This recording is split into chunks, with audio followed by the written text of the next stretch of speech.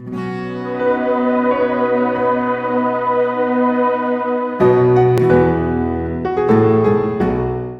will move to this side of the mic. My name is Shah. I'm a psychology student. Okay, previously, Doctor mentioned that Allah is God, and not just for the Muslims, but also for the non Muslims, for the blacks, for the whites, as Doctor quoted earlier. So, okay, I can accept that Allah is God for everybody. But there was an incident a few years ago on this date called September 11, when there were two towers. I would presume that they were of the Christian faith, these American citizens. And these two towers were knocked down by an aeroplane which was hijacked and controlled by, from what I have heard, controlled by Muslims. So, in that sense, what I see is that the brother is killing the brother. And I just want to know what Doctor has to say about that.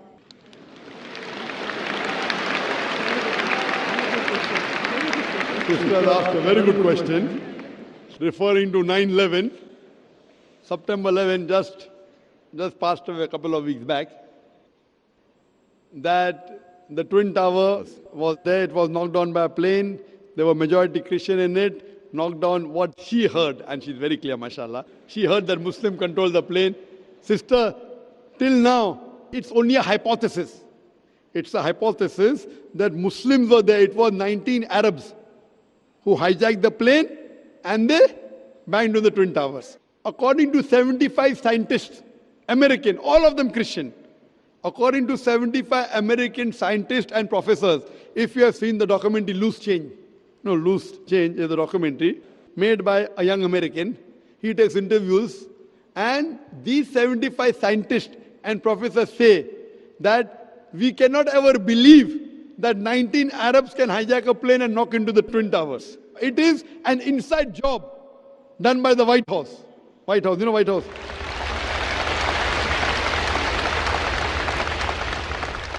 Now, I hear everything.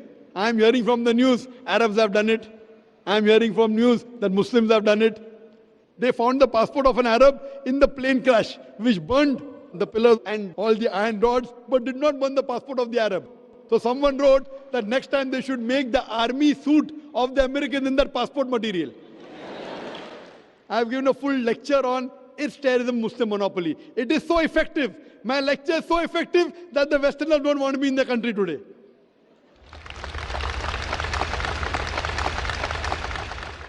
My lecture is so effective, so logical.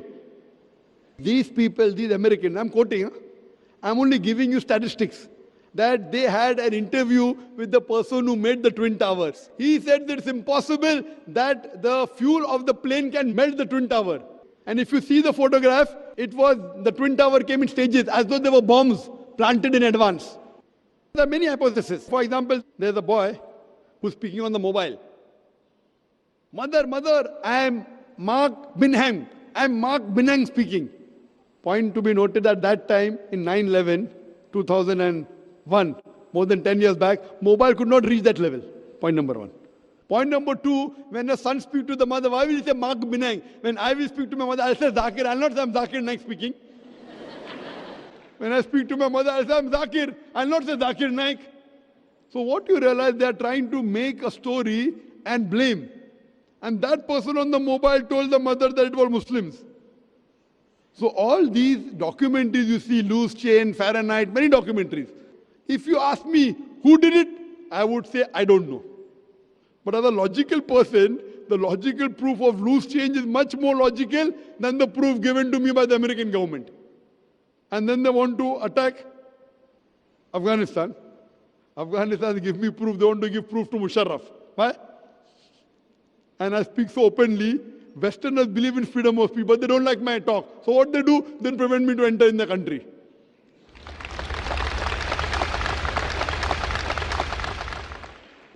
I'm telling you, let's have a dialogue. As far as the question is concerned, who did it, keep it aside. I know that there were more than 3,000 human beings who were killed in Twin Towers.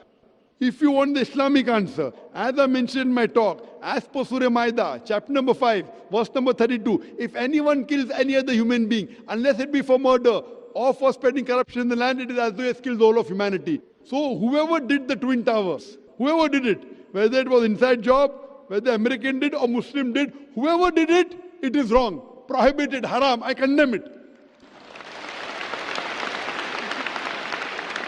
You tell Muslim did, I don't know. Whoever did it, whether Muslim or non-Muslim, American, X, Y, Z, whoever did, more than 3,000 Americans were killed. Even if there were non-Americans in it, it is a haram. I also go on to say, more than 50 people were killed in the tube blast of London. In London tube blast, some say 52, some say 54. So I say more than 50. Where more than 50 people were killed, I condemn it. In Bombay, where there were train bomb blast in 2006, more than 180 people were killed. I condemn it. But I don't put a full stop there. I also say that I condemn the thousands of innocent people killed in Afghanistan, in Palestine, in Iraq.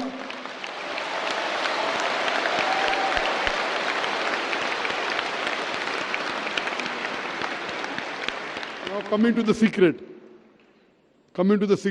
No, I condemn 3,000 Americans killed. Everyone is happy. I condemn more than 50 people killed in London tube blast. Everyone is happy. I condemn more than 180 people killed in Bombay. Everyone is happy. But when I say I condemn the thousands of innocent people killed in Afghanistan, in Iraq and Palestine, the Home Secretary of UK doesn't like it, so she bans me. Freedom of speech.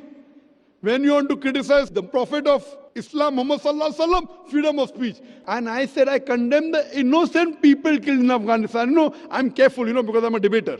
Because if I say thousands of people killed, they say, oh, Zakir is supporting terrorists in Afghanistan. So I'm going out of my way to say thousands of innocent people killed in Afghanistan.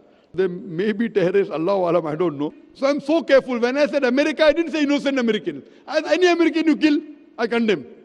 In the Twin Towers, in the London bomb blast, in the Bombay bomb blast. But in Afghanistan, I said innocent, so it doesn't go down the throat. You know why? Because Zakir gets large audiences. Na? Today the media wants to malign Islam, but if they have a person who's clarifying the picture of Islam, they want to ban him. Let's have a dialogue, come to common terms. So as far as killing innocent people, sister, whoever did it is to be condemned. But don't follow the media. The media today is the most powerful weapon in the world. It can convert black into white, can convert day into night, hero into a villain, villain into a hero. That's why I said, Doctor, from what I have heard. I agree, your question was very I'm good. not sure. You're not sure. I'm not sure. Yeah, I don't think anybody. I thank you. You're not like the American. Very good. And neither are you like the. Thank you. Neither are you like the Home Secretary of UK. Your question was very clear, and my answer is clear. Whoever did it, it is wrong, killing any innocent people. And just one more I like to give an incident. When I gave a talk in Bombay on is terror in the Muslim monopoly, I gave a talk. After the train bomb blast, the police of Bombay told me, Zakir, you're popular among the Muslims, why don't you give a talk? And the Muslims said, oh, only Zakir is truthful, he can talk to the police. So I was on the edge of the sword. Both are telling me to give a talk. Bakra mil gaya. And I told there, while I was guiding even the police and the Muslim Ummah, that when you have a doubt about a Muslim and you arrest a few, no problem, you are rounding up 3,000 Muslims just to catch few terrorists. Whether you catch those 5-10 terrorists or not, you are creating another 100 terrorists. If you really have doubt and proof regarding few Muslims catch, we will cooperate with you. But in mass, you are catching Muslim youngsters. And few years back, before 2006, in the early part of 2000, there was a genocide, a massacre of the Muslims in Gujarat. Thousands of Muslims were killed, thousands of Muslim women were raped, and in retaliation, that's what the media says, inverted commas, retaliation, there was bomb blast in Bombay. So one Hindu gets up and tells me, Dr. Zakir Naik, if I would have been in the place of a Muslim, and if thousands of Muslims were killed, and if my mother was raped, I would do the same thing what the Muslims have done here. And the people started to clap. I said, brother, what you're behaving is like a normal human being, emotional. I agree with you, normal. But I as a Muslim cannot do that. Because my religion does not permit me to do that. My religion does not permit me to kill a single innocent human being. Even if some Hindus in Gujarat have killed Muslims, it does not give me permission to kill an innocent Hindu living in Bombay. I cannot do it.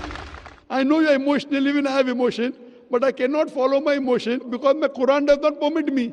It does not permit me. If I catch the culprit in Gujarat and give him to the law and punish him, no problem. But retaliating by killing an innocent human being in Bombay, imagine the family of that person, innocent person who's killed, will 100% always be enemy of Islam.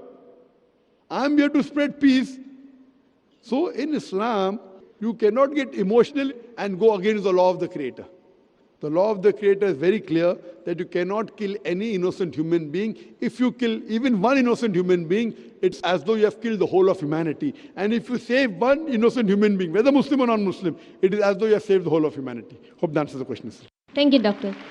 Thank you. The story is a story about two creatures, Adam and Iblis. The dominant opinion is that he was a jinn, but he was allowed into the court of the angels, this angelic court. Now, these angels were told by God to bow down to Adam. And that sujood is not a prostration. It's not actually putting your head on the ground. It was a type of ta'zeem, which was more like an inhina. It was bowing. So Iblis is told to bow down. All of them did it, except Iblis.